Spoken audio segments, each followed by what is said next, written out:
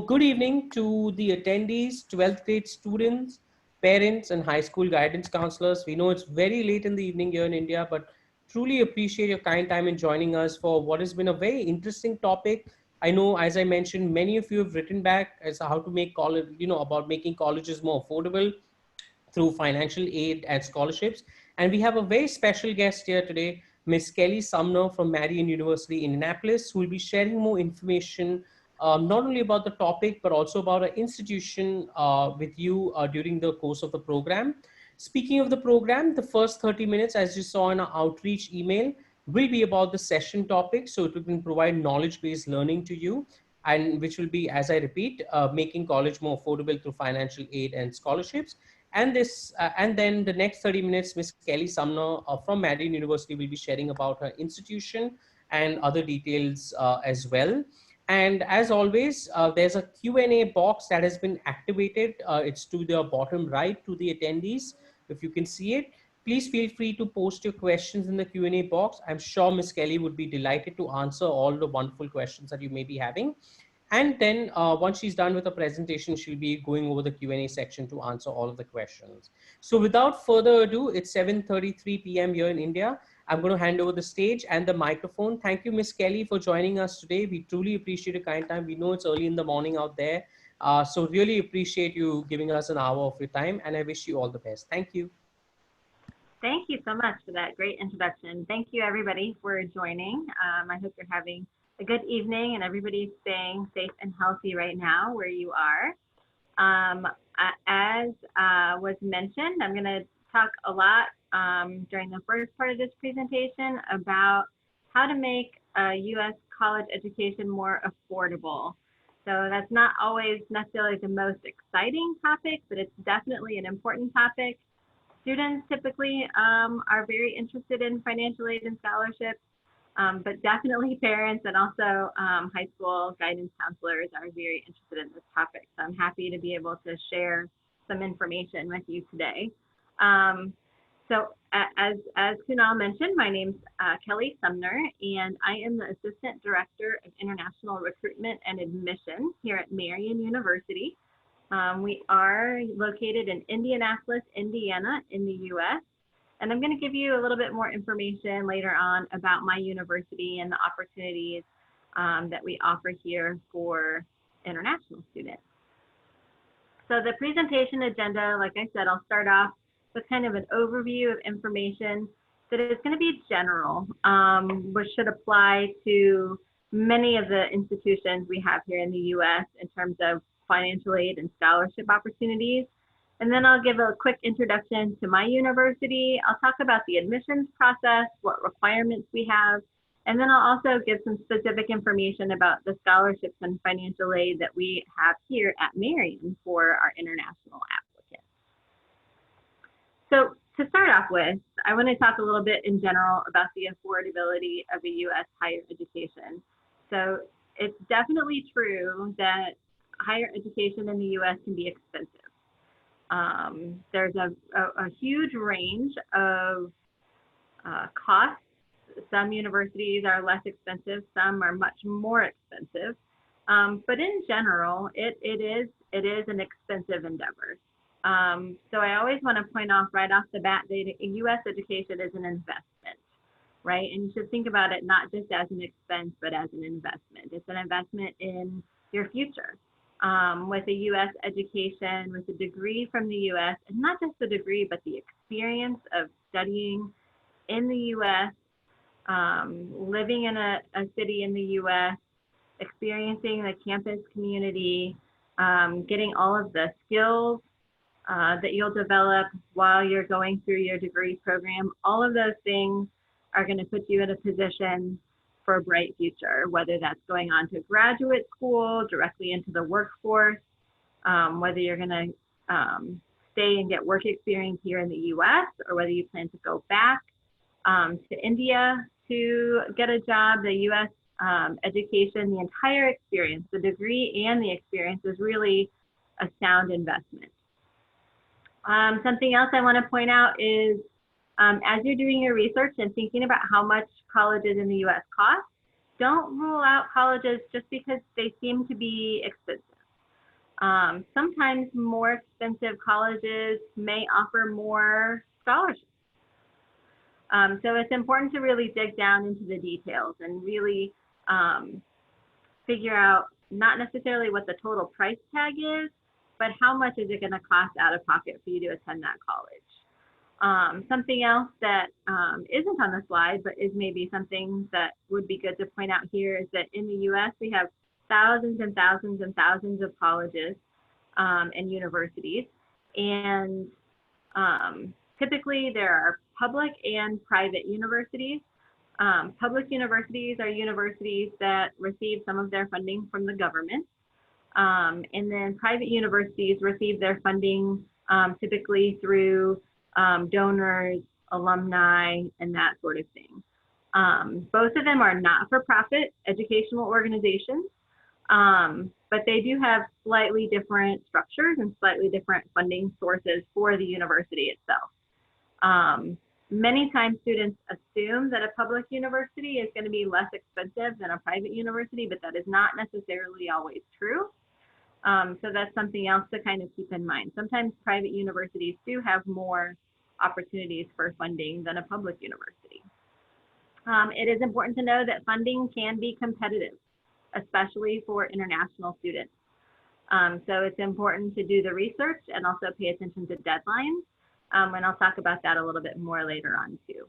I also want to point out kind of right off the bat that I believe full rides, and by a full ride scholarship, I mean everything is included. So tuition and room and board are covered by a scholarship.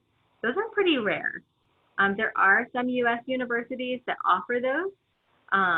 If they offer them, it might only be to a very small number of students. And there are some universities that don't offer them at all. And I think that's important to kind of put out there up front. I get emails from students around the world all the time saying, do we have full ride scholarships? And the answer is at Marian University, we don't. We don't have any scholarships that are going to cover everything. They're out there. So if you have a lot of financial need and you're looking for something where most everything is covered, you can find them, but they're going to be rare and they are going to be competitive. And something else to know is that the process for everything from applying to scholarships and financial aid, all of those processes are going to vary from institution to institution. I'm going to try to talk about some general things that can apply to multiple institutions during the presentation, but I will also give some examples from Marian just so you can kind of understand where we fit in the spectrum. But it's important to realize that as you're applying to colleges in the US, you're going to have to really pay attention to what the differences are because they can be very different depending on where you're applying. All right, so let's start off talking about scholarships. So in general, I've kind of divided this topic into two categories, scholarships and then financial need-based aid. So first I'm going to talk a little bit about scholarships. So a scholarship is something you have to do something to earn a scholarship, okay? So there are different types of scholarships. I've listed a few here. Some of the more common ones that are available are academic scholarships. So typically academic scholarships are going to be based on your academic success, what your achievement as a student, right? So we could be looking at grades, test scores, essays, a resume, an interview sometimes. It just depends on what the institution requires for each academic scholarship. Not always, but often these are scholarships that are awarded at the time of admission. For example, at Marian, most of our academic scholarships, you don't have to apply for them. Once you're being reviewed for admission, you've applied to the university, you've submitted all of your documents, we're going to review you for admission, and we're also going to award academic scholarships at the same time. So often you don't have to do anything extra for the academic scholarships. But we do have a competitive academic scholarship that students have to be invited to participate in. Once we review their admission and we determine if they meet the qualifications, then they're invited to participate in an essay competition. So that's an example of an academic scholarship that does require something a little bit extra. And then we do have an academic scholarship that's available for students who want to have a global studies minor.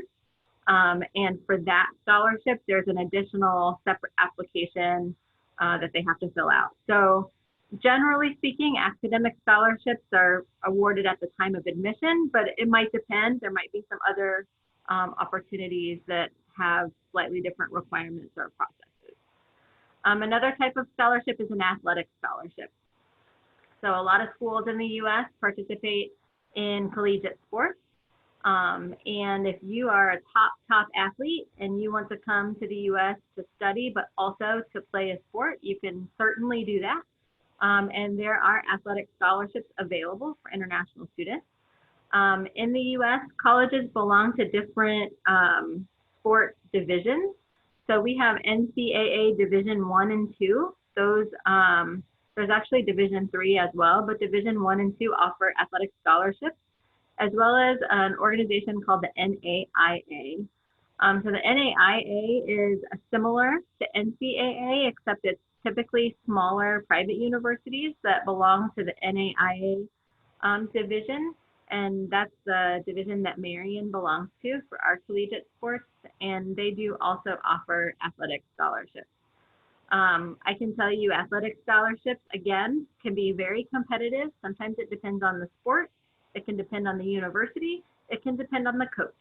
So here at Marian, we have some sports where the coaches are very actively recruiting international students, and other sports where maybe not so much. They're recruiting more local students. So that can just kind of depend. And I always tell students, you really do have to be very good in your sport, like competing at the national level in your country, to really be considering a serious athletic scholarship. At Marian, we have a lot of athletes. Actually, our total population of students, about a third of them are also athletes. So we're a very athletic university, lots of sports activities going on here, and quite a few students do receive sizable athletic scholarships.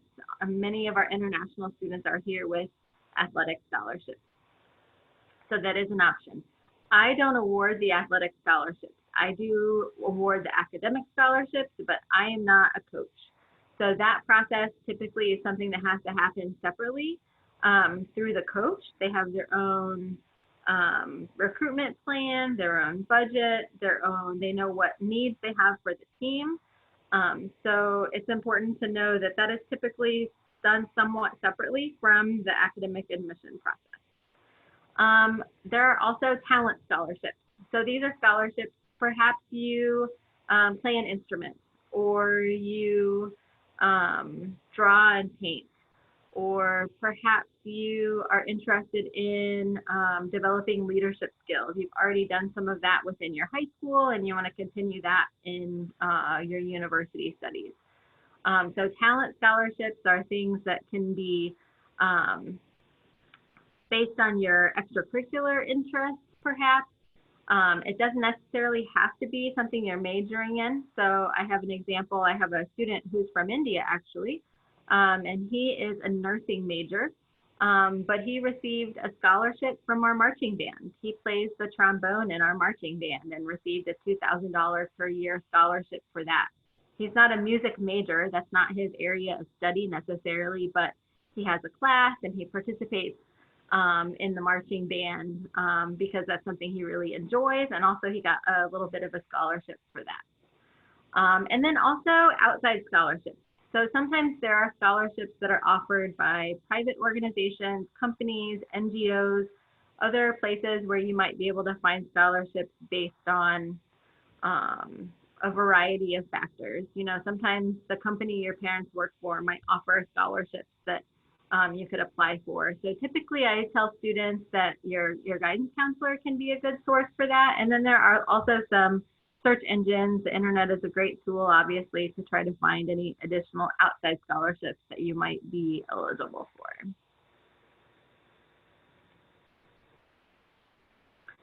Right, and then the other type of financial aid is a financial need-based award. So this is different from a scholarship because it's based on the family's financial situation. And typically in the US, if this is available, some universities offer financial need-based awards for international students, some do not. But typically, if it is available, you're going to have to complete one or more forms. For US citizens, the form is called the FAFSA. So I actually do have an incoming student who's coming in August who was born in the US, has raised in Bangalore, has gone to high school in Bangalore, but he is a US citizen. His parents were actually here for school when he was born. So even though he's in India and coming to the US to study, he did complete the FAFSA since he's a US citizen. And this is a form that requests US government assistance. We actually really recommend every student, every US citizen fills this out, even if they don't think they're gonna qualify for very much financial aid. It's something that we encourage everybody to fill out for US citizens and permanent residents. So if you're not a US citizen, you're a citizen of India or some other country, then there are some other options. There's something called the CSS profile, which is a financial aid profile that's available. Some universities use it for international, some use it for both US and international students. And it's actually an online form that's hosted by the College Board. The College Board is the same organization that does the SAT, the SAT exam. Here at Marian, the CSS profile is the form that we require for international students who are applying for financial need-based aid. Then there's another form that's also by the College Board that's actually a paper form, and it's used just for international students. It's called the International Student Financial Aid Application, which you can download from the College Board website. And then some colleges have their own forms that are their internal forms that they have asked for students to fill out. So depending on what university you're applying to, you would first need to determine, do they offer financial need-based awards? If they do, what kind of forms are you going to have to fill out?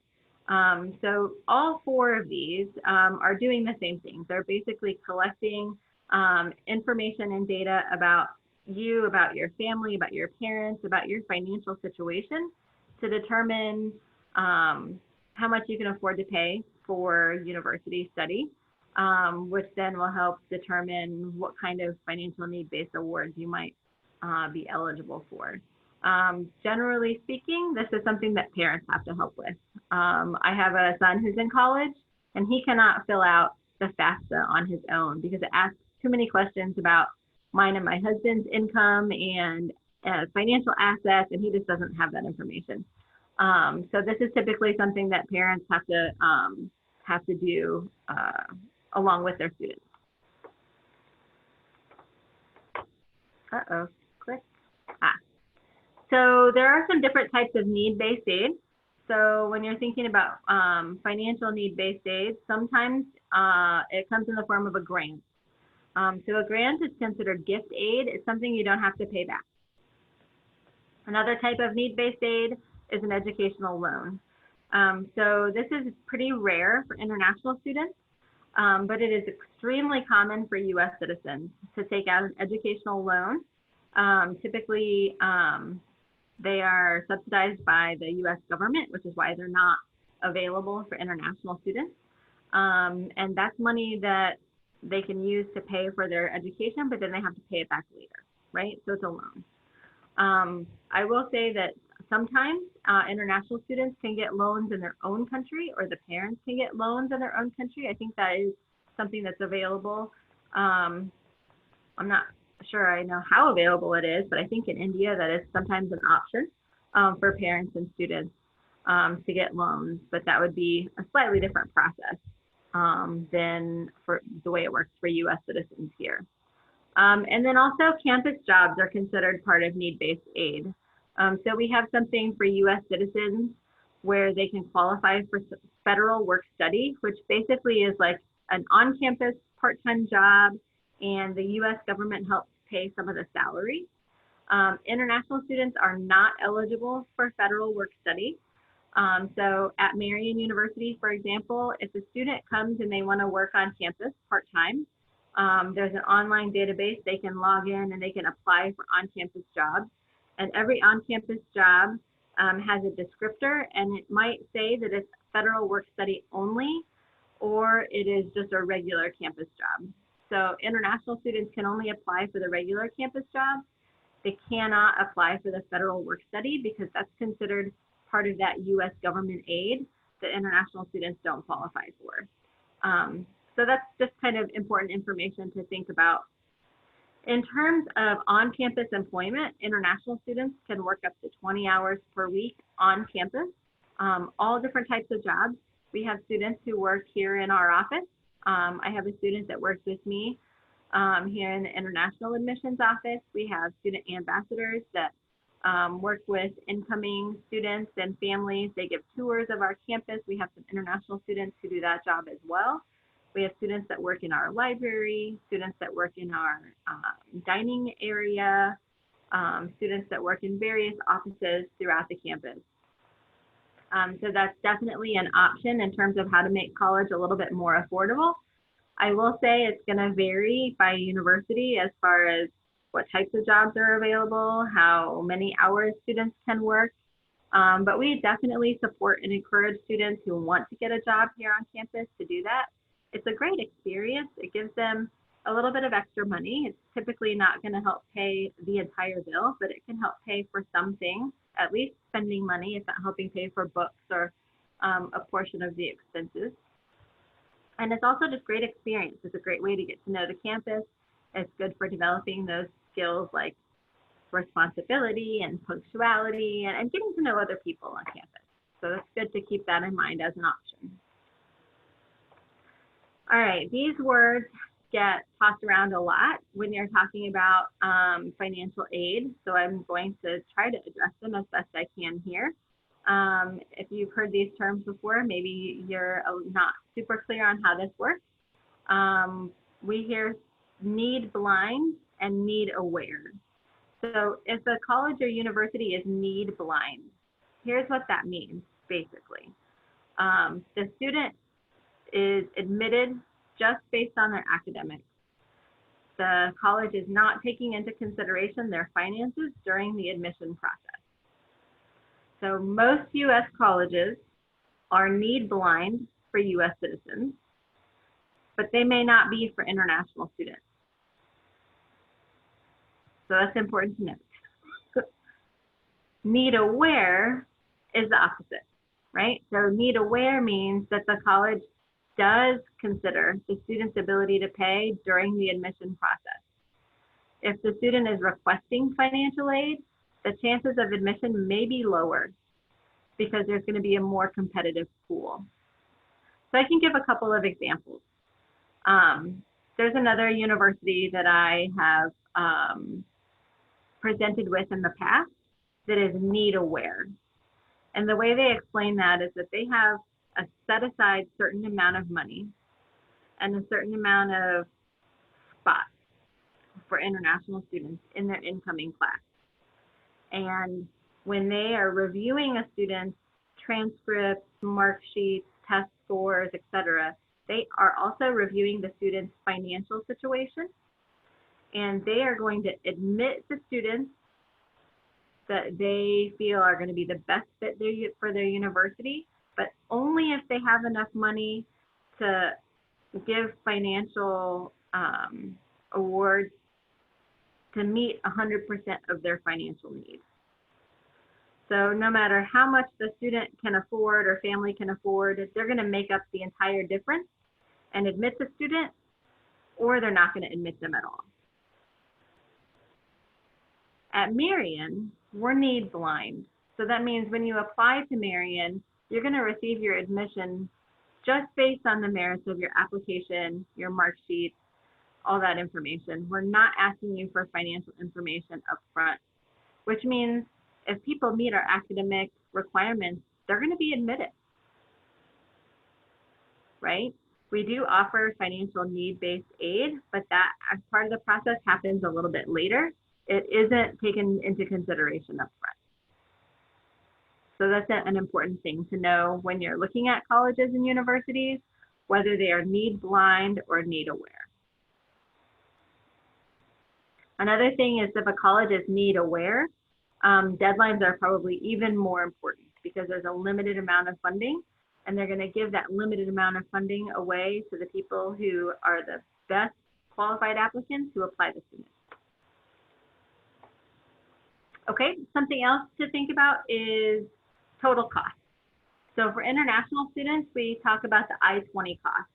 And basically what that is students have to provide certification of finances, which typically includes some kind of a form that's completed as well as proof of finances. So bank statements and income information to show that they can afford to pay for the first year of study. And that's required before the institution issues the I-20. At Marian, we require it after admission.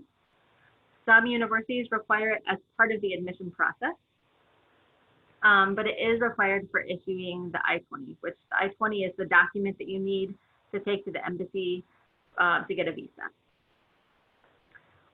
So like I mentioned, you have to show that you can cover the total cost for 1 year, and that's going to include direct costs and indirect costs.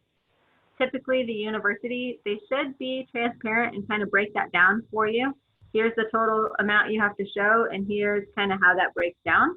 The direct costs are typically things like tuition and fees, room and board, health insurance, and then indirect costs are more estimates, things like books, supplies, living expenses, and transportation.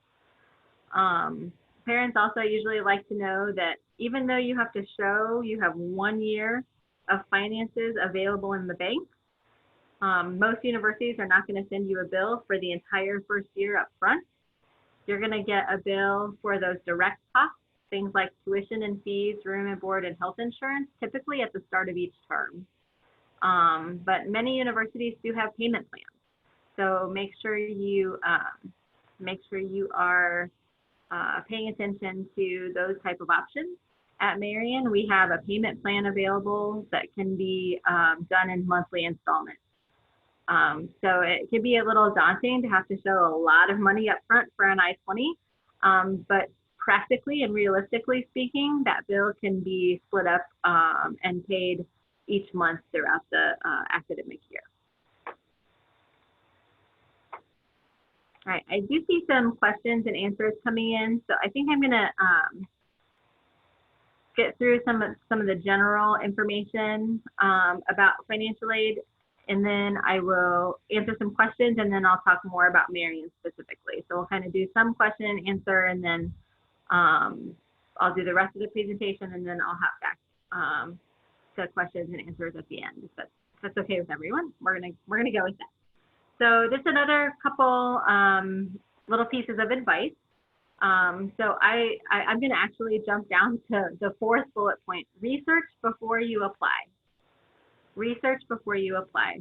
Ask questions, send emails, phone calls if you can't find the information on the internet.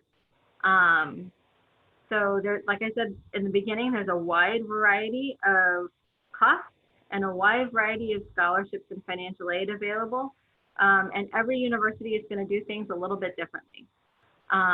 So I will tell you that it's awfully frustrating to me to have a student apply, and I admit them, and they're so excited, and they're like, but I need a full ride. I don't have any money. My parents have no money. I'm going to need 100% financial aid. And I say, we don't have that. We don't have 100% full ride financial aid for any students, US or international students. If they had asked that beforehand, they would have saved a little bit of time and some heartache on their part and on my part by knowing that Marian just wasn't going to be a good fit for them because of cost. So that's probably my best advice. And that goes along with the first bullet point: be honest about your situation. So don't go to a university that is need aware, for example, and say you don't need any financial aid just to get admitted, and then not be able to afford it. And if that does happen and later you ask for financial aid, a lot of times it's too late. Typically, financial aid offers are final. Sometimes there are deadlines, so make sure you pay a lot of attention to those deadlines, not just application deadlines, but scholarship deadlines as well. And most colleges are going to offer you funding before you commit to attending that college. So generally speaking, you're not going to get additional funding after you enroll.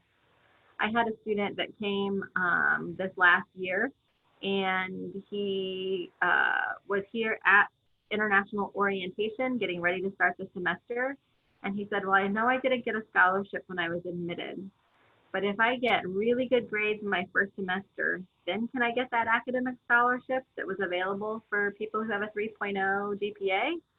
And I said, no, those are admission-based scholarships. Those academic scholarships are based on your grades in high school. Once you get here, that's your scholarship. Don't count on getting additional scholarships once you're here. And then also, I think I mentioned this a little bit earlier, investigate sources of funding or perhaps loans from your home country. Sometimes that's a nice way for students to fill in some of that gap between what their parents can afford, the scholarships and financial aid that they've received, and the total cost for the university. Okay, so I think I'm going to hop over here really quickly and look at the questions that have come in and see about answering those. So the first question, it says, do international students get need-based scholarships? The answer is it depends. Some of these answers are going to be it depends. So different universities have different different ways of doing that. At Marian University, we do offer some need-based awards, financial need-based awards for international students. I can say that we typically are not going to meet 100% of the student's need. So let me see if I can explain that a little bit better. When students and parents fill out that CSS profile, which is what we require here at Marian for students who are applying for financial need-based awards, it's looking at how much their family can afford to pay. So if the form says your family can afford to pay this much, and then that leaves this much of a gap, Marian is not going to automatically fill in that gap completely. I kind of wish that we did, but that's way above my pay grade to make that decision. We're going to look at the information and determine that we may award some additional grants. So that gift aid that doesn't need to be paid back, maybe that's going to help cover some more of tuition, or it's going to help cover some of housing. So it's going to make Marian somewhat more affordable. But we unfortunately can't just go in and look at that gap and say, oh, we're going to automatically pay all of this. So that means that international students often will have some scholarships, whether it's academic or athletic or a talent-based scholarship. They may have some financial need-based awards in addition to that.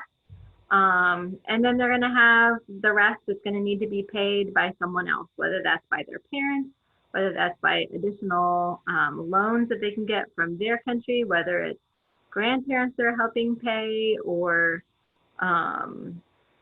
you know, a variety of creative ways to get the rest of the funding to cover the total cost. So I hope that helps answer your question, but different universities do that somewhat differently. The difference between universities and college, that's a good question. I think in general, I'm not feeling 100% sure of this answer, but I think a university typically has to have more than just undergraduate degrees. I think you have to have like that research doctoral offerings in order to be considered a university. So I know when Marian first started, we were actually founded in 1851. We started as Marian College. And as we grew and we added master's programs, and then we added some doctoral programs, including our medical school, then we became Marian University. So the name actually changed from Marian College to Marian University. So I think it has to do with the degree programs that are offered. I think there's still going to be research opportunities at a college at the undergraduate level, but maybe not so much at the graduate level for a college, if that makes sense. I think the word college can mean different things, different places. So that's actually a really good question. In the US, college is post-secondary. Some places college is more like kind of high school, like the second part of high school, maybe sometimes it's called college, but in the US, college and university are both post-secondary, where you're going to be getting a post-secondary degree of some sort. Hopefully that answered that question. There's a question. I'm really good at a sport, swimming at the national level, but if the university doesn't offer competitive swimming, would it still be possible to get scholarships? So it would still be possible to get scholarships, but not a swimming scholarship. If the college doesn't offer swimming as a sport, then you're not going to be able to get a swimming scholarship, if that makes sense. It doesn't necessarily mean that there wouldn't be opportunities somewhere in the area to continue swimming and even swimming competitively potentially, but not for the college at the collegiate competitive level. So that's important. Not every university has every sport. For example, Marian does not have swimming. So unfortunately, we won't be able to give you a swimming scholarship because we don't have swimming. But some universities do. It's just going to vary. So depending on the size of the university and just what kind of sports offerings, definitely something important to research. We've got another question. Marian University being need blind. Okay, yeah, Marian University is need blind, which basically means that we don't require any financial information. We don't look at any financial information during the admission process.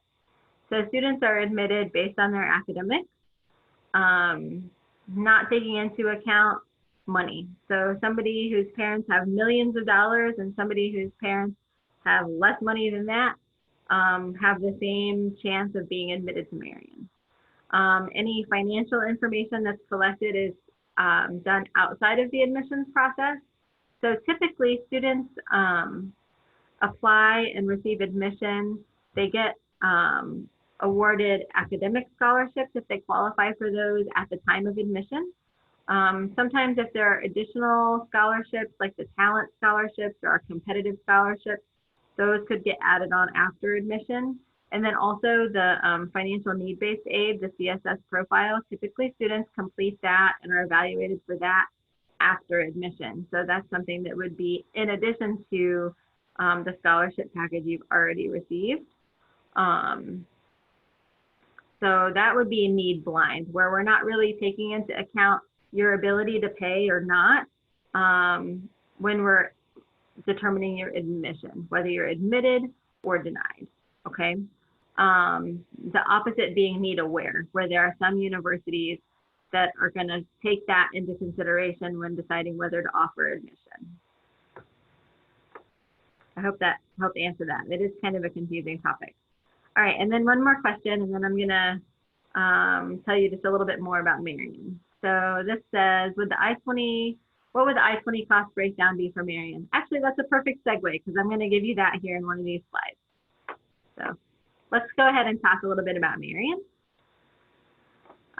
So here are just some quick data and statistics about Marian University. We are a small private Catholic university, and we are an urban university. So we are located in Indianapolis, Indiana. I'm talking a little bit more about Indianapolis here in a few minutes. But we are not huge. We have just around 3,600 students total, about 1,000 students that live here on campus, and the rest of the students are either part-time or they live in the local area still, maybe with their parents, and they commute here to campus for classes. And being a small university means that we have a great student to faculty ratio of 13 to 1. We actually have an average class size of about 14 students. So you might have classes that are bigger, you might have classes that are smaller, but that's a really great opportunity for students to get individual personal attention from professors. I always tell students, if you come to Marian and you want to be kind of the person who kind of stays in the background, doesn't get noticed, kind of goes under the radar, you're going to be disappointed because we are small enough that everybody gets to know everyone else. The students get to know each other. The professors get to know the students. Students can't just not go to class because with only 14 students in a class, the professor will notice. And not only will the professor notice, but they really get to know the students and care about them. So it's definitely not uncommon for a professor to reach out to a student, send an email saying, hey, I noticed you weren't in class today. Is everything okay? So that's the kind of experience you're going to get at Marian. My first time coming to campus here at Marian, I got a campus tour from one of our student ambassadors. And granted, that student is a very social student, which is part of why they like to give campus tours to visitors. But he knew the names of every single other person that we saw on campus, and they knew his name and greeted him by name. And that really made a huge impression on me because it made the campus feel very welcoming. And our international students tell us the same thing, that they feel immediately at home. Part of that is because of our campus community and the culture and the just the hospitality and the warmth everyone has, but also the size. Being small, it really does make it easy to feel like everybody is kind of like a one big happy family. You can see our top 5 majors are listed here. The most popular major right now is nursing. We have an excellent nursing program. Indianapolis actually has 5 major hospitals here in the city. So it's a great connection for our nursing students to be able to study in the classroom, but also to be able to get clinical experience in our hospital organizations here throughout Indianapolis. Biology is our second most popular major. Management and marketing, which are 2 of our majors within our School of Business, are very popular, as well as exercise science. So exercise science is one of our most popular majors, as you can see here. I think it's quite popular for students who are thinking about going into a professional area. For example, students who are looking either to go to like medical school, they want to become a chiropractor, an occupational therapist, a physical therapist, something in kind of like the health professions. Exercise science is really popular for that. So in the United States, those areas, so being a doctor, a veterinarian, chiropractor, OT, PT, pharmacy, many of those professional areas are actually postgraduate degrees. So everybody has to study a bachelor's degree in something for 4 years first, and then go on to graduate school for those areas. So I think biology and exercise science are probably the 2 most popular for people who want to go into some kind of a medical field or health profession. And we have a lot of students in those areas here at Marian. So I talked a little bit about Indianapolis. Indianapolis is the capital city of Indiana. When I've traveled to India in the past, very few students know right away where Indiana is. So I always make sure I include a map. So you can kind of see Indiana in the map on the corner. It's in the middle of the United States. We're about a 3-hour drive from Chicago. So if that gives you an idea of proximity or location. But Indianapolis is a pretty big city. We're about the 15th largest city in the US. So we're definitely not as big as New York or LA or Chicago. But we're a decent sized city. You can see our beautiful skyline here. I can actually see the tallest buildings from the window of my office. So there are a lot of colleges and universities in the US that are located in what we call college towns, where the town is kind of built up around the university. Marian is not one of those. Marian is very much an urban campus. So It's kind of a unique feel. When you're on campus here at Marian, you really do feel like you're in a little bit of a bubble. We have our own little community here. It's a very pretty campus. We have a lot of grass and trees, and we have some really beautiful outdoor areas. But in about 5 minutes, you can be in downtown Indianapolis. So it's a really nice combination of those two things. You get the feel of a small university, but you get all the advantages of being in a big city. And those advantages are, some of them are shown here.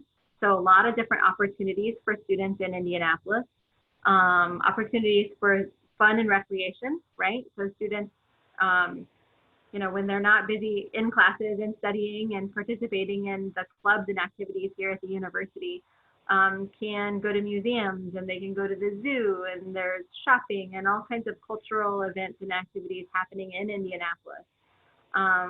But I think the most important thing to consider about the location of Marian is the opportunities for work experience.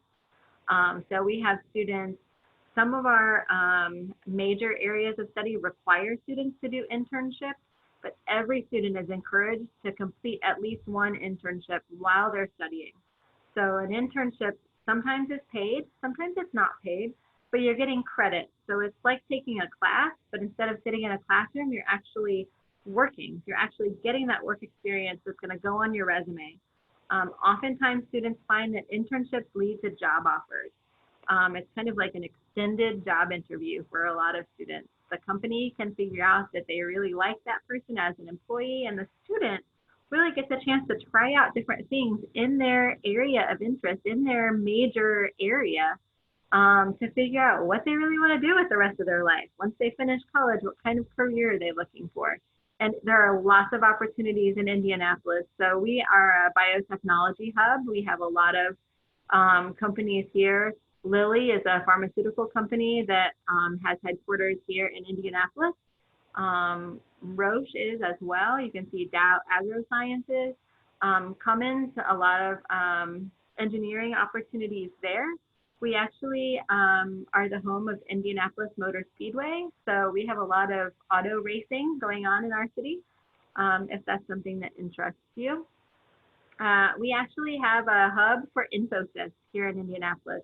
Infosys not only has a hub here in Indianapolis, but they are building a huge education complex in our old airport. So it's going to be like an Infosys, like miniature city once they're done developing that, I think within the next couple of years. So that's a great opportunity for students who are interested in that, like data technology, computer science kind of opportunities. So this is obviously just a few glimpses into some of the companies and some of the industries we have here in Indianapolis. But one thing that I think Marian does a really good job on is that students have a faculty advisor.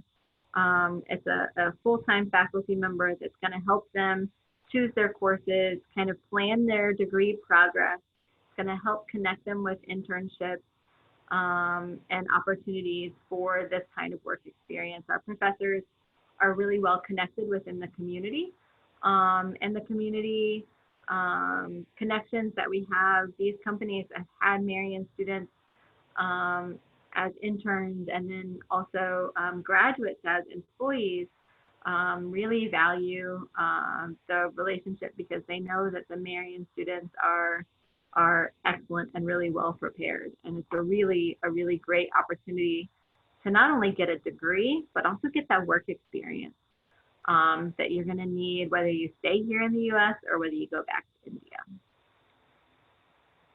So academic programs, we have a lot of degree programs. I think I jotted this down before. We right now have 41 majors. So a major is kind of like the main area of study. We have 48 minors, and we have 30 concentrations just for undergraduate study alone. We do have a few master's and doctoral level programs as well. But you can see some of the academic programs offered here, and these are just kind of like the categories. So for example, within art and design, we have graphic design, we have studio art, we have a minor in art therapy, for example. Within chemistry and physical sciences, we have chemistry, we have applied physics, which was just recently approved. But we also have within chemistry and physical sciences, we have our engineering program, which is actually a dual degree engineering program in partnership with Purdue University. It's a really cool program where students come to Marian. They take some of their classes on our campus. They take some of their classes on the Purdue campus, that's also in Indianapolis. And at the end of 5 years, they graduate with 2 bachelor's degrees. That's pretty cool. We also have computer science within our mathematics program. So students can have a math major, they can have a computer science major. So you can kind of see some of the options here. We do have a complete list of all of the majors, minors, and concentrations on our website. I always encourage students to check that out. Every program has a link, and you can actually look specifically at what types of courses are going to be required for that program. A lot of times they include like a career outlook, like if you get this degree, what types of jobs could you maybe get? And some of that information I think is really helpful for students to take a look at. And let me back up just a little bit. So like I said, a major is your primary area of study. And then at Marian, we also have minors and concentrations. And those are kind of secondary areas of focus. So it can be a way to specialize in something. So I can give you an example within business. You might be a management major, but you might want to do a minor in entrepreneurship because you want to start your own business. And the entrepreneurship concentration is going to help you take some specialized courses in that. Students also often have double majors. So we have a lot of students who have double majors within business. Is another a good example for that, where students study management and marketing, or they study accounting and finance. So there basically is no limit to the number of combinations you can make with majors and minors, other than the fact that if you make it too complicated, it's going to be difficult for you to complete the requirements in 4 years. But that's why we have advisors. So our faculty advisors will help you with that. So we do have students who come and they study 2 totally different things. Maybe they really want to be an engineer, but they also want to study history. You can do that. Another thing that I think especially Indian students appreciate hearing, it's different in India for sure. But when you come to university in the US, you don't have to know what you want to study. You can come in as what we call undecided or exploratory. And you can take some of your core classes and you can try out a class here and a class there. And then after you're here for a year or even 2, then you can decide what you want your major to be. So it really gives students a lot of flexibility. Often students come thinking they want to do something and then they change their mind and they switch to something else. And you can absolutely do that too. Typically speaking, without losing a whole lot of time. So that's a really nice advantage of the US educational system in general. So as I mentioned already, we also have our Byram School of Business here at Marian, where we have 5 different majors within business. We have a Klipsch Educators College, which is where we have a variety of teaching degrees if anybody wants to study to be a teacher. I mentioned our most popular major is our nursing program, and then exercise and sports science as well. So again, I encourage you to go to our website and check out all of the different offerings. And then if you have questions, obviously you can reach out to me with specific questions about any of those. So I think this is taking a little longer than I thought. I've just got a few minutes to talk about the application process. Our application is online and it's free. There's no application fee. It's on all of our websites. You just have to go to marian.edu and click the button to apply now and complete the online application. In terms of additional documents, we're going to need transcripts or mark sheets from high school. Generally, we're looking for students with about a B average or higher. In India, that generally translates very well. So depending on what your high school curriculum is, Typically like a 50 or a 60% is considered um, good, not just for admission, but also for scholarships. So that's a good thing for students in India curriculums. Um, we do require English proficiency for international students, um, typically TOEFL or IELTS scores, but we do waive that requirement if English is the language of instruction in your high school. So in my experience traveling and visiting high schools in India, almost all of the high schools I've visited, the students would be considered waived from that requirement because their high school is taught completely in English. And we do not require the SAT, the SAT or ACT exams. Those are not required or considered for admission starting with fall 2021. We do accept unofficial documents for admission purposes. And then once you're admitted, if you decide you want to come to Marian, that's when you'll have to submit your final official mark sheets or transcripts before you enroll. So that makes it a little bit easier. You can just scan your mark sheets and send them to me in a PDF for the admission process. All right, somebody asked about the cost of attendance. The cost of attendance for 2021, which it may go up a little bit for the fall of 21. Typically, tuition can increase by a little bit each year, room and board maybe as well. But this is going to be pretty close even for students coming in fall 21. The total cost of attendance is about $51,500. So that's that I-20 cost I mentioned earlier. And you can see how it's broken down here, tuition and fees, room and board, which is the housing and meal plan, and then some of those other expenses, personal expenses, books, and health insurance. So that's the total cost. Now, any scholarships or financial awards that you receive would bring that cost down. So the out-of-pocket amount would be less depending on your scholarship awards. We do have a rolling admission. So rolling admission means that we don't have super strict deadlines. We'll accept applications pretty much anytime. We do try to give international students a little bit of time because you still have to get a visa and travel. So we can't admit students at the last minute, unfortunately, but we do our best to admit students at the time usually within a week or two of getting your application and documents, you'll receive your admission and academic scholarship decision. Our academic scholarships are awarded at the time of admission. They're based on your grades, your cumulative high school GPA. We do have athletic, talent, and faith-based scholarships. Those have additional requirements and deadlines. I think I mentioned earlier that we do accept the CSS profile for financial need-based aid. So that's also an option. Here's a breakdown of our freshman academic scholarships. So at Marian, we're looking at, now this is on a US 4.0 scale.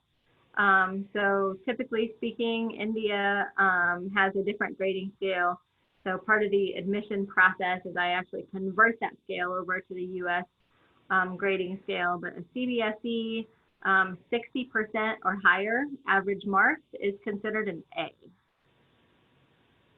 So that would be considered like a 4.0. So that's always good news for Indian students to see. You can see that our highest scholarship is a competitive scholarship with a deadline. Students have to be admitted by November 15th. So if you're a grade 12 student now and you're thinking about coming for fall 21, you're going to want to go ahead and apply sometime between now and the middle of October so we can get your admission completed by November 15th. That way, if your grades are good enough and you're invited to compete for our full tuition scholarship, you've gotten in by the deadline. And the full tuition right now is $36,000. So that's our competitive scholarship. It's awarded to about 8 students per year. So it is maybe a little bit more difficult to get, but definitely something that excellent students from India should consider a possibility. Definitely a good opportunity. And then you can see the other scholarships based on grades, starting at about $8,000 per year and going up to $18,000 per year. And those are the ones that are awarded just at the time of admission. We do also offer transfer academic scholarships. So I think our audience is mostly high school, but for students who have already attended university somewhere else and then they're coming to finish their degree at Marian, we have scholarships for them as well. And then that's kind of all I have for now. I'll check for questions, but I did want to invite everybody to visit our website, marian.edu. Check out our campus. There's a virtual campus tour. There are links for all of our different programs, academic programs. You can definitely reach out to me with any follow-up questions. My email address is there, ksumner@marian.edu. We also have social media. I have an international student who's an alum. She's a graduate assistant, and she posts almost every day, either on Facebook, Instagram, or TikTok. We also have Twitter. I don't know why I don't have Twitter on there. But if you're on social media, we would love to have you follow us and kind of see what we're doing on there. And then apply. If you're a grade 12 student, you can apply now. If you're a grade 11 student, then you want to wait until about this time next year. But we are currently accepting applications for fall 2021. I encourage you to do your research, apply early, and ask questions, because I'm always happy to answer questions. So let me really quickly look at the rest of these questions here. Campus activities. What campus activities do I recommend? I recommend that students be as involved as they possibly can. You're definitely going to have to save some time for things like studying, doing homework and projects and writing papers and things like that. But you're going to have a lot of time to do other things. So I don't think there are specific campus activities I would recommend, but definitely be involved. Find things that align with your interests. Maybe try new things, even if you didn't think you were interested in that before. I think college is a great time to explore, right? So I'm nothing specific. I would just encourage students to try a little bit of everything, really. In the Midwest, this question is about life in the Midwest compared to the East Coast or West Coast. I would say the cost of living in the Midwest is definitely much lower than on the East Coast and West Coast. I would say, although Indianapolis is a big city, I think it is definitely maybe has a reputation for being more friendly and welcoming than some of their bigger cities in the U.S. Maybe just a little bit slower pace than the East Coast or West Coast. We do have 4 seasons, so it gets cold in the winter and it gets hot in the summer. We do get some snow. It's not super duper cold and snowy, but it does get cold, which sometimes international students aren't quite prepared for. Hopefully that answers that question. The student to faculty ratio is 13 to 1, and then the average class size is 14. Professors are, the question was students to faculty ratio, and then what access would they have to professors for academic support. So professors are very accessible to students. I think I mentioned that every student is going to be assigned a faculty advisor. So some larger universities, you have something called an academic advisor, which is a staff member who helps students kind of schedule their courses and plan out their degree programs. At Marian, all of the advisors are actual faculty members. So they are full-time professors who are really helping the students out on an individual level as an academic advisor, but they are faculty. And I will say that professors, they really do get to know the students. Professors are here at Marian. We have a lot of professors who are engaged in research, who are publishing things, who are active within their disciplines, for sure.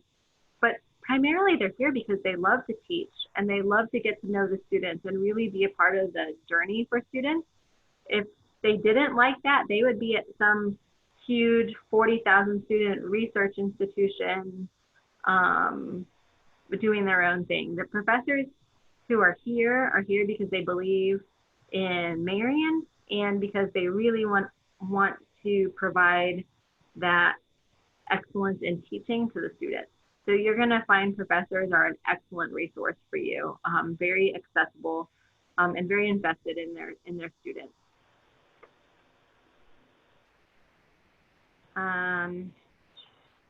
The combination with Purdue University. So the dual degree program is actually, the question is it a 2+2 or a 3+1? It's a 5-year program, but it is not a program where students start one place and then switch to another university, like a 2+2 or a 3+1 typically would be, which makes it unique. It's one of the only programs that exists that's like this. Purdue University, the main campus is about an hour away from Indianapolis, but they have a regional campus here in Indianapolis, about 5 minutes down the road, also here in the same city, so close to Marian's campus. And so what happens is students in that program have 2 degrees. They have a Marian degree and a Purdue degree, and they're a Marian student all 5 years.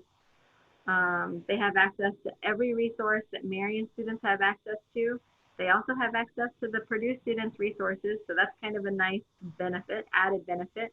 But they live here on campus and they take some of their courses here and some of their courses at the Purdue campus. But they really are a Marian student all 5 years. You don't have to worry about moving, switching to a different university, getting to know a different area. All the tuition and fees and everything goes to Marian. It's very seamless, right? The only difference is some of the classes, especially in the 3rd, 4th, and 5th year, are on the other campus. And then at the end, students graduate with 2 degrees. But I would love to tell you more about that program. If you really want to know more, send me an email because it's a really cool program and it's got some great success. So every student in that program who has graduated from that program has gotten a job offer before they graduate, 100% of students. And so that's a pretty great statistic. Minimum GPA and SAT scores. So I did put up the chart about the scholarships. So our academic scholarships start at about a 3.0 GPA, which is like a B average. I know on a CBSE scale, that's like an average of 50% or higher would qualify for scholarships. And we do not require SAT or SAT scores. So they're no longer required at Marian, so no minimum for those. Yeah, current international students. Somebody asked about our current international students and Indian students. We only have a couple of Indian students right now. We have at least one more on the way. Hopefully he will be able to get here in August. But I'm a pretty active, just started within the last 2 years actively recruiting students from India. So I hope that we have more Indian students in the future. Right now we have about 70 international students on campus. So it's still a pretty small number. Each year it grows. But again, remember we have a pretty small campus anyway. So it's a small percentage. One of the things I really like about our international student population is it's quite diverse. So we don't have a huge number of students from any one country. I think our biggest country represented on campus right now is Canada. I think we have about 20 of those 70 students are Canadian. But then we have 1 or 2 or 3 students from a variety of countries from all around the world. So it's the kind of situation where there are some other universities where if you go, you might be one of hundreds of students from your country or even from your region of your country. At Marian, you're going to be only, one of a few students from that country, which I think gives students the opportunity to really get to know the U.S. students and really to get to know the other international students and really kind of expand their perspectives and understanding. It is definitely a very diverse group, although it's not as big as we would like, but we're working on that. The housing and meal plan. There's a question about housing and meal plan. I'm not going to go into huge detail because I'm already over time, but I will say that it's an all-inclusive meal plan. So students basically, it's one price. You have housing and meal plan together. And that gives students a dorm in our residence hall, and then also access to breakfast, lunch, and dinner every day in our dining commons. We do also have, there's like some flexible meal dollars that are included with that students have like a budget of those that they can use at places like Starbucks here on campus. We have a pizza place, we have a Subway sandwich shop. So those are options that can fit within that meal plan as well. We actually have 4 different residence halls right now, and a 5th one is being built. It's going to open in fall 2021, so that's pretty exciting. You can check those out on the website. All of the dorms are set up slightly different style, but typically you're going to have at least one roommate. In a suite style setup, you might have 3 or 4 students with their own bedrooms and a common living area. But you can find out some of those specifics on our website, and I think there might even be a tour where you can see some of our residence halls as well. Any difference between public and private institutions? Differences between public and private institutions when speaking about learning outcomes, office hours, student to faculty ratio. I think there's not going to be huge differences between public and private, I don't think. I think you're going to have differences in size. So if you're going to a larger university, I just think you're going to have, I think you're still going to have excellent learning outcomes if you're going to an excellent university, regardless of size. But I do think that it might be a little bit easier for students at a small university to really have that individual attention from professors, to really have that kind of campus support around them a little bit more easily for a small campus compared to a large campus.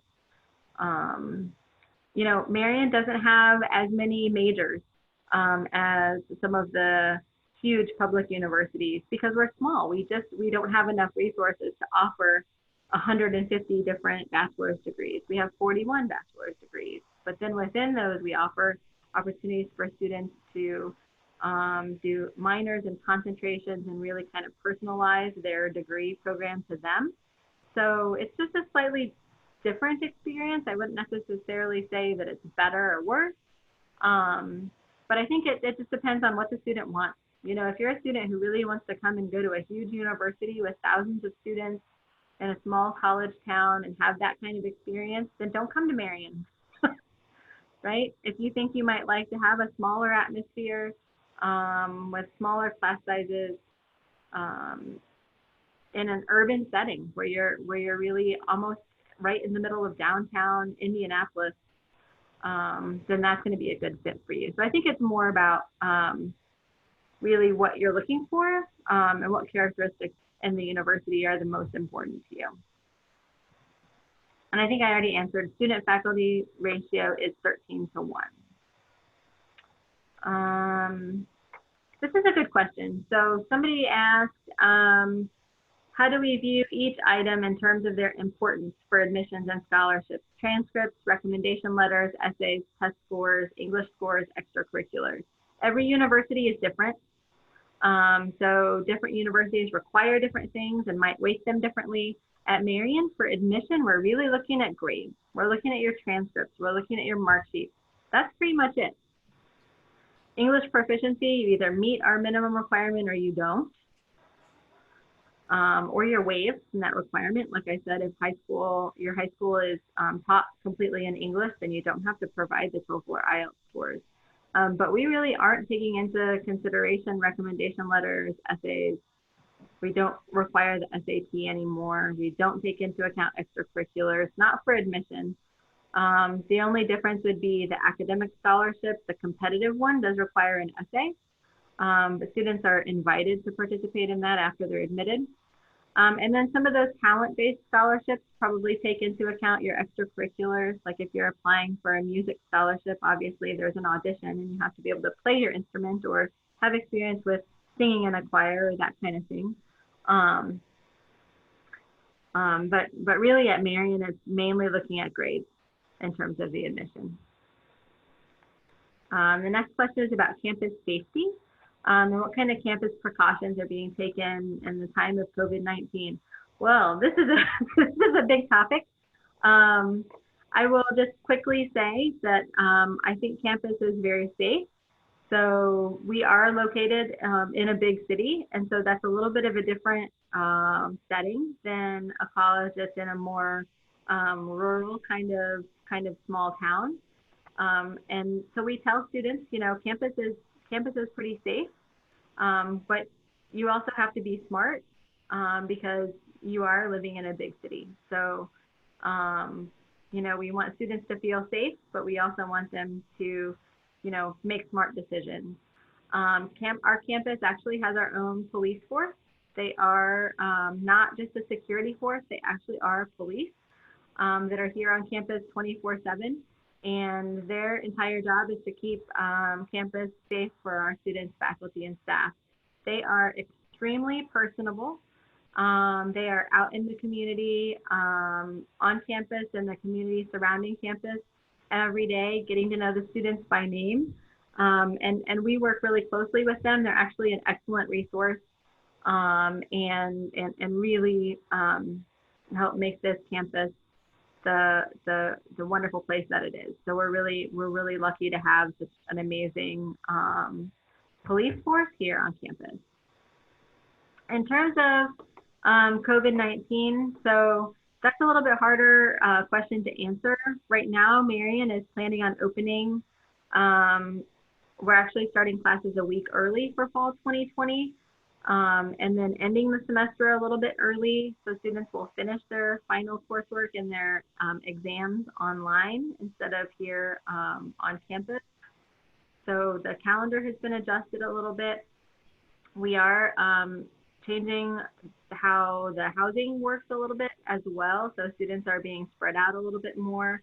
We actually have some overflow housing at a fully furnished hotel that's about 2 minutes away from campus that we're being able to use some of those hotel rooms as kind of overflow housing for this year, just so that students can be more spread out and not as many students together in one room or in one residence hall. And a lot of our courses are going to be either hybrid or online. So we will have students here on campus. Some of the instruction will be face-to-face, but in that case, they're trying to limit that to courses that really need to be face-to-face. The nice thing is we don't have any huge classes because we're a small campus. So that makes it a little bit easier to kind of have that social distancing in the classroom. But we do have quite a few classes that this fall at least that are going to either be taught online or a hybrid version where students will maybe be meeting with the professor 1 or 2 days a week, and then the other days they might be joining class in a virtual setting.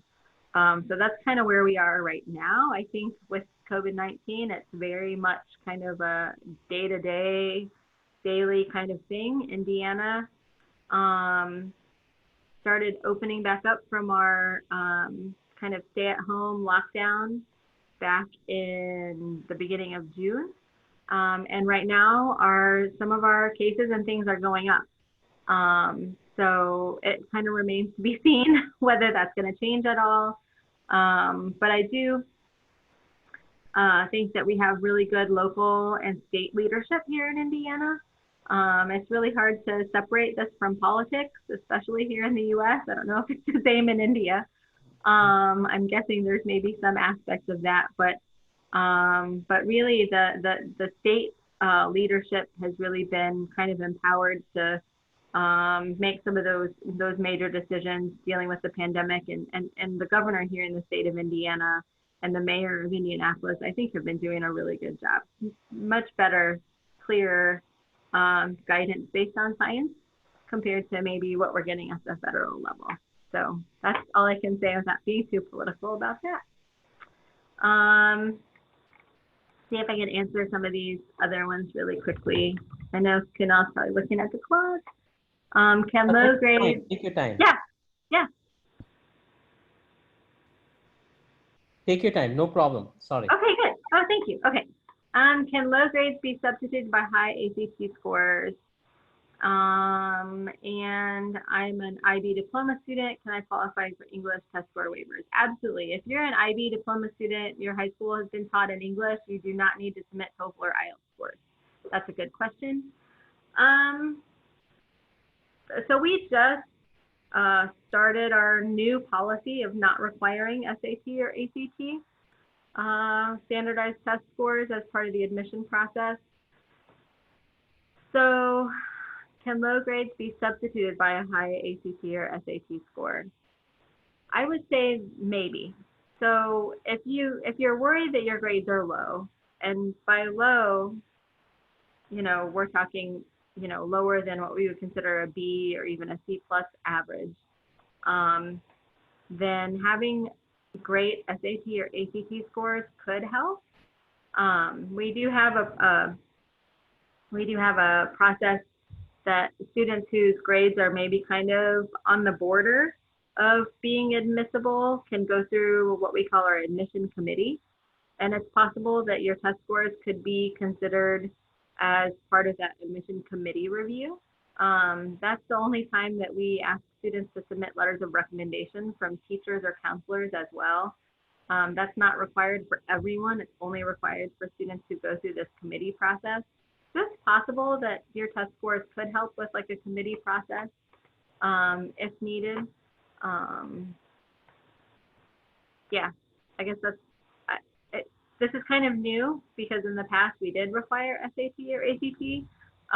So we're gonna have to kind of figure it out as we go along to a certain extent, but that would be my guess as to how to answer that question.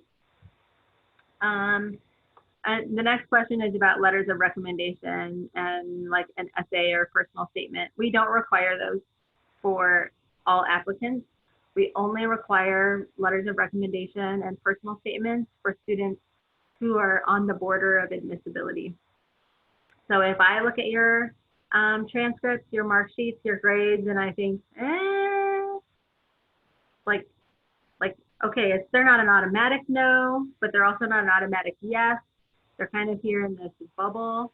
I'm going to have to go ahead and have the admission committee review their file. And then in that case, I would reach out to the student and ask them to submit letters of recommendation and a personal statement.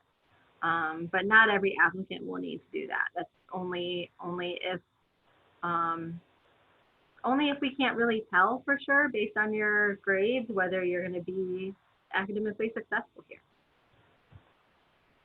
Hopefully that answers that question. As an entering class 12 student, will admissions be impacted for 2021? As many of our senior class students this year are deferring their start date to 2021 in the fall. That's a good question. So at Marian, I would say no. But every university is a little bit different. So I think this is maybe a little bit of a conversation about comparing the difference between Indian universities and US universities, and also the difference between highly selective US universities and less selective or not selective universities in the US. So first of all, the difference between Indian universities and US universities. Indian universities have a limited number of spots, as I'm sure you are all well aware. And that's why it's so difficult to get into the good Indian universities, because there's way more demand than there is supply. So that's why the top students get those spots, and then everybody else is scrambling to figure out what to do, right? Because there just aren't enough seats. We don't have that problem in the US. Generally speaking, we have more than enough spots and not enough students to fill them. And actually our demographics in the US are shifting such that our college age population over the next 10, 15, 20 years is actually going to be decreasing. So we're going to be needing more students from places like India that have growing, exponentially growing amounts of young people in their population to help us maintain our institutions, right? We want to continue doing what we're doing. So we need students here so we can do our job. So that's the good news in terms of supply and demand. We don't have the problem in India. We actually have more like the opposite, where we have plenty of spaces that we need students to come and be a part of our campus communities. and not, international students and U.S. students. There's plenty of space. Um, and then if you look at the spectrum of U.S. universities, there are some universities in the U.S. that are highly selective, where they have a limited number of students that they will admit each year. So if you think about a lot of students potentially deferring from fall 20 to fall 21, and there's a limited number of spaces, then yeah, it's going to be more difficult, because now you're going to have a lot more students who maybe would have, some of those would have been for fall 20, but now all of them are together competing for those spaces for fall 2021. But I would say that other than maybe like the top Ivy League colleges and universities in the US, most of the US universities are, as long as you meet the admission requirements, we have a space for you. There are thousands of excellent US universities that just don't have that. They don't have that problem. They don't have that limit. So if we have a smaller class than normal this year because of COVID-19, and then next year we have a huge incoming class because of people deferring, bring it on. That's totally fine. I don't expect that it's going to make it more difficult for current 12th grade students for a majority of U.S. universities, because there are plenty of spaces for everyone. So I hope that answered that question. And I think that was the last question. Yay. Right. And we're just going to have a quick poll. I know we've gone a little bit ahead of time, but that's absolutely fine. I think the questions were great. Good. I'm not sure if I'm viewable actually. Can you see me, Kelly? I see you. Yeah, I can stop Great. sharing. Okay, great. I'm happy to hear that. Okay. Students, I'm just going to wait for another 5 seconds because I'm sure Miss Kelly has to go for other meetings, and we need to be respectful of her time. So 5, 4, 3, 2, 1, 0. I'm going to close the poll. And of course, I'm going to share the results. Kelly, are you being able to view the results? I see. Yes. Okay, great to hear that. 100%. Students, Excellent. yeah, thank you so much. It was a really very detail-oriented, long and rich contextual session. So we really appreciate your kind time in joining us. Of course, we know it is early in the morning out there. So thank you so much for taking your kind time in hosting the admission workshop with the 12th grade students, parents, and guidance counselors. Oh, Guidance counselors. I'm so happy to do it. It's not quite as good as coming to India in person, Yes, and but it's tasting the all the next good best food. thing. Absolutely, absolutely. Counselors, as I mentioned, this session is recorded, will be shared with your school so that other students can share it, you can share it with other students from your school as well.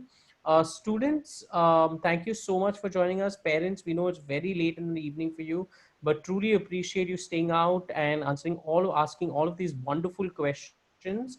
I'll be sharing the link within 24 hours with your guidance counselors, so feel free to check with them.